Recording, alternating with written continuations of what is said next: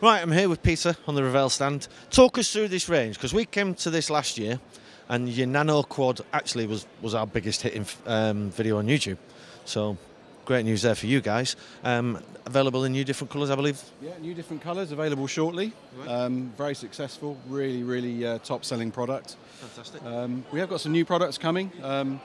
The Triton, the jet fighter, which is basically a Nano Quad in an aircraft frame. Another interesting quad, virtually the same size, the Nano Hex, which is a 6-bladed quadcopter. Right. Again, going to be very popular, we're sure. Very attractive product. Moving along the line. I'll follow you.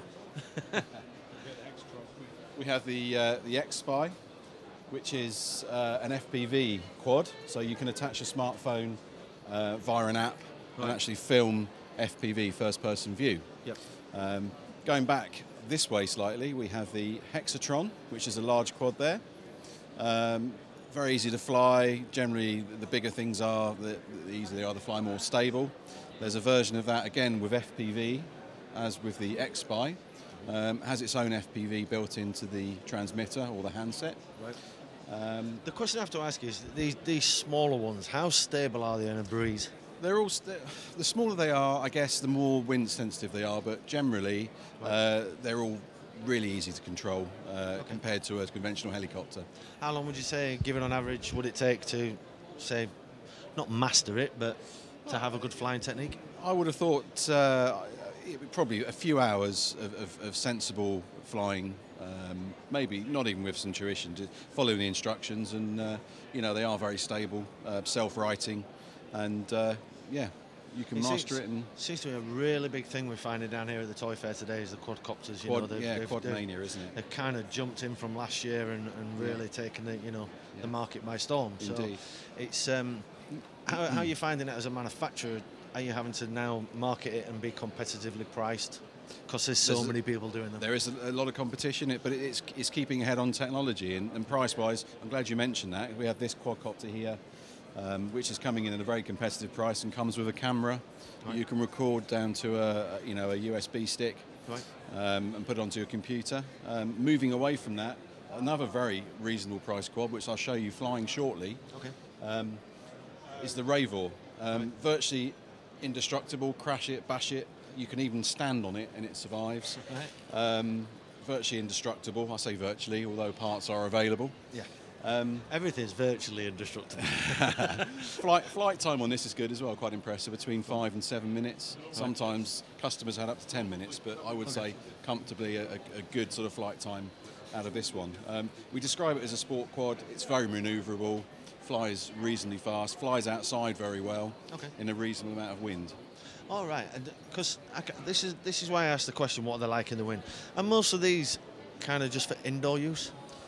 Most of the smaller ones are better suited to indoors, although on a calm day there's no reason why you can't go out and enjoy yourself. We've had some great summers recently, so you get plenty of calm days. What's the quality of the camera on the X-Spy?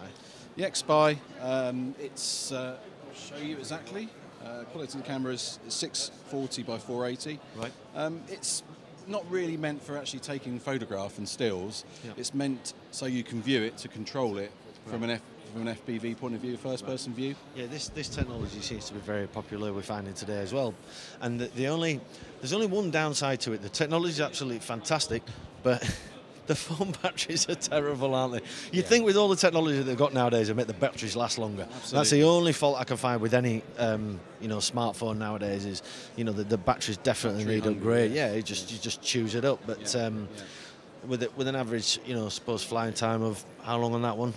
That one, I would say probably between 4 and 5 minutes. Okay, it's not. Hopefully, as long as you're not on 1%, you would, you'd be all right with it. So, can we have a demonstration of this one now? Shows how. Of course we can, yeah. We saw something a little bit kind of cool earlier. A few flips and things. Okay, you can be fairly rough with this guy. So yeah, I noticed that. It's good for Christmas Day. Absolutely, yeah. I'll show you a little feature first. You can stand on it. Right.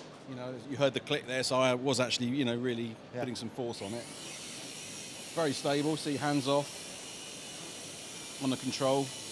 but also very manoeuvrable, and it will go around the axis. Flies quite quick.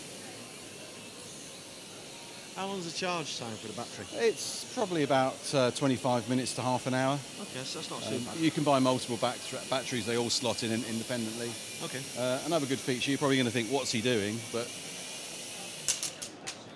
into the wall, and she'll take off quite happily again. That's we'll good. also do a flip.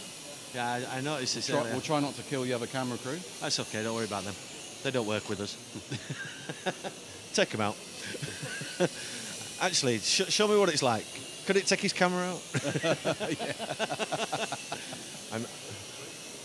I'm joking, by the way. I'm joking. Yes, really, really top product. Very impressed with this. They've sold very well. Excellent. In the hobby RC side of our business so far, very popular, both with flight times and durability. So we're really pleased that we got a toy award, both for the Rayvore and indeed the X-Spy. Fantastic. Which are both obviously superb products, and we're very excited.